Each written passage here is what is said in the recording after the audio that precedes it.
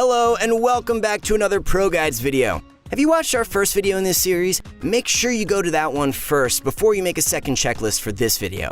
We'll include a clickable link to that one at the end of this video in case you get lazy though. For today, we're here to guide you on another top 10 errors that most players commit in TFT. The meta has stabilized a lot more as Riot is focusing more on balance than introducing new synergies or items. Econing too hard? Losing too much health? Let's correct any errors that you may be committing so you can start climbing. But before we begin, remember to click our link below in our description to see more in-depth guides, builds, and ways to win you your next games. There are many courses designed by pro players within the top 1% of the game to teach you the meta and how to effectively climb up the ladder. So if you want to get to the top 4 of your games, then go to ProGuides.com today and we will see you there. Link will be included in the description below.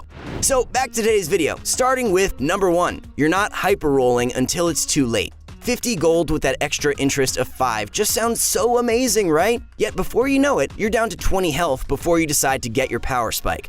Sometimes a miracle may happen and you may make the biggest comeback of your life. However, most of the other times, one player will be able to kill you off in just one combat. Hyper-rolling is one of the most important strategies in this meta. The goal is to always econ early and then hyper-roll. If you're econing correctly, the rounds around wolves are a great time to hyper-roll if you see that your health is around the 50 HP point. For any beginners, hyper-rolling is simply pressing that refresh button until you found all your units to level 2 or level 3. The strategy can be used in 2 ways. First, it's when you roll before level 5 to get your common units to level up as soon as possible. The best time to go for this strategy is when the composition you're aiming for consists of low-cost units. This means either a Knights and Vayne carry build or Gunslingers comp. The second strategy is when you're going for a comp that requires epics. You would econ and wait until you hit level 7 before rolling down all your gold. Meanwhile, in order to hyper-roll, you need gold. So the next mistake on our list is number 2, you're not on a winning or losing streak early game. Although it's not detrimental to you losing the game, getting a streak early game gives you a significant advantage. Let's begin with the win streak. Win streak does require a little bit of luck in the starting rounds. This is when you have found a bunch of commons to level 2 right from the start. If you ever get into this scenario, it might not hurt to level earlier than others in order to keep your win streak. Many players sacrifice their win streak, but they're afraid of losing the 1 extra interest gold. Trust us, keeping your health high and getting the win streak gold is much more worth it. On the other hand, if your start isn't that great, then it would be smart to go for the losing streak. Riot has made it so that players take significantly less damage now throughout combat. This gives you plenty of time to go for the loss streak early in order to econ. Simply put a few level 1 units on the board and spread them out so they get taken out one by one. Using this tactic also guarantees you an earlier pick in the carousel, giving you a better advantage to make better items. Moving on to number 3, you're getting baited into something you know won't work. Sometimes if you've got something working for you, don't change it. Many times during the transition phase is when you might get the most confused. 3 Vhagar's just pops up at you and you ask yourself, do I really need this? You have 4 Knights already and honestly you only need a Draven for a large power spike. No one else is really committing to Knights yet either. Yet because you lost a few rounds, you got too nervous and decided to pivot completely to Sorcerers even though the Vhagar is the only thing you have. This is known as forcing a comp mid-game. If you already have a few Sorcerers on your bench, then Vhagar is a great stabilizer for your transition. However, if not, you just wasted 9 gold on a unit that brings no synergy to your team and is ruining the plan you had all along. Really think properly if you need the unit or not when you get something like that in your shop. Next up is number 4. You're going to the same comp as other players. Riot has made it so that there's a smaller champion pool than before in 9.19, making it more favorable for players who run a comp that nobody else is. 2 players going for the same build is ideal if you're most likely still able to 2 or 3 star your units. However, if you notice 2 or more other people going for your build is when you have to be very careful. It becomes a hyper-roll race to see who gets their unit first. Thus, you have 3 options. First option, which is the smartest option, is to learn the counter to your most favorite composition. Start aiming to pivot toward that composition so you can destroy all those who dare to take your favorite away from you. Second option is similar to the first. If you don't know what your counter is, simply pivot to another composition you're familiar with. The third option is everyone's favorite, hyper-roll before your opponent does. The strategy does require you to have hard econ from the start, but keep a gauge of where your opponent is at. Most of the time, players don't hyper-roll until after wolves. Thus, checking right before wolves to hyper-roll, or even during rolls, can grant you a better chance at getting your units before them. Moving on is a common one. Next is number 5. You're saving items for too long or wasting items. So after you get some items in your neutral rounds, look to see what combinations you can make. Granted, you don't want to make weak items early on like Zeke's Herald, but instead save for the sword for a Giant Slayer. On the other hand, if you did get all the components for an S tier item like Giant Slayer, make it immediately.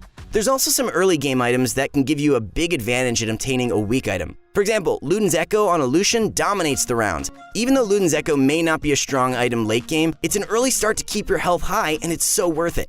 All in all, don't wait for the perfect champions or components to show up. Simply put the item on a unit you're going to sell. That way you get a buff in early games while maintaining the items for the unit you want later. If you didn't get the components for a high tier item, then it doesn't hurt to split the components on your early units. Even the small buffs from an item component can win you a game. But be careful not to combine a low tier item together that won't benefit you much early or late game. Next on our list is number 6. You're going for synergies in the early game. Sometimes a Shyvana might have shown up in your early game boxes. You might think, yes, perfect start for my dragons and shapeshifters composition. Although you may not be wrong, and Shyvana is a great strong unit, don't forget to still be flexible. Keep an eye out on what's offered to you so you're not forcing the composition. Many times you now only pick up Nicolai, Elise, or Jace because you solely want shapeshifters to work. However, by Crumbz, most of them are not even level 2. This is where you know you're forcing a synergy too early rather than playing to your strengths and what you have. Most comps are decided towards the mid-game around Wolves or when you hit levels 6 to 7. The only synergies that is possible from early game is only Knights and Gunslingers. But moving on, if you didn't mess up in your early game, it's most likely during your transition in the mid-game. Next up is number 7, you're not planning during your mid-game. I've seen many players who would grab a Swain or a Kali just because they're OP, but they have no idea what they're actually going for. What is that Swain going to do for you when you don't have any demons or shapeshifters in your comp? Try to consider what you currently have and how flexible you can pivot into what's in your shop.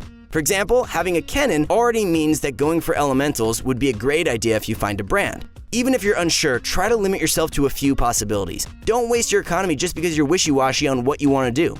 Number 8, you only know one composition. This goes along with a few of our other errors. Yes, mastering one comp is a smart way to start off in TFT. However, you're bound to lose when others go to the same comp as you as mentioned.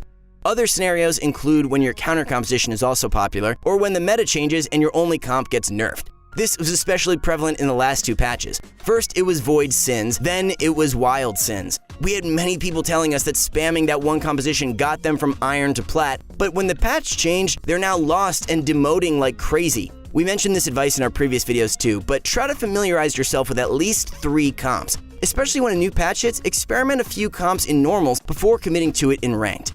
On to the next one, which is number 9. You're not scouting and changing your positions. If you haven't seen our last video, take a look because positioning is the key to landing you in the first place instead of 4th. Don't settle for just the top 4 since 4th place can just be a 5 LP gain, while 1st place can be over 40 LP. Anyways, always look to see if there's Hextech, Blitzcranks, Zephyrs, or even Assassins to play around. Targeting the majority of their team with your CC units will also become crucial to your victory. And note, when we say scout, we don't mean do it once every few rounds. Once you get closer to the top 4, try to scout every single round. Start making this a habit and you'll see a large change in your placements. Lastly is number 10, you're memeing too much. I know, there's just so much fun to build a triple Thornmail Braum or go for that level 3 Veigar and 9 Yordles comp. We're all for fun if you don't really care about ranking up. However, if you're complaining why you're not at least Diamond yet, then maybe consider how greedy you get during your ranked games. Don't get us wrong, Disguised Toast is a large inspiration to us with his meme builds, but just because him or another streamer or YouTuber pulled it off in one of their games doesn't mean that it will work for you consistently. Experiment in your normal games and bring in your consistent top winning comps to rank. And that's all for today. Hope you guys enjoyed this video. How many of these errors do you commit? Or if there's any other errors you've noticed outside of our 2 lists, then let us know in the comments below. As always, we read each and every one of your comments. 9.20 has made some minor nerfs and buffs that have changed the meta once again. We look forward to releasing more videos to show you guys the best comps, items, and champions in the meta right now. We're aiming to get to 10,000 subs, so be sure to like and subscribe, and we hope to see you all next time.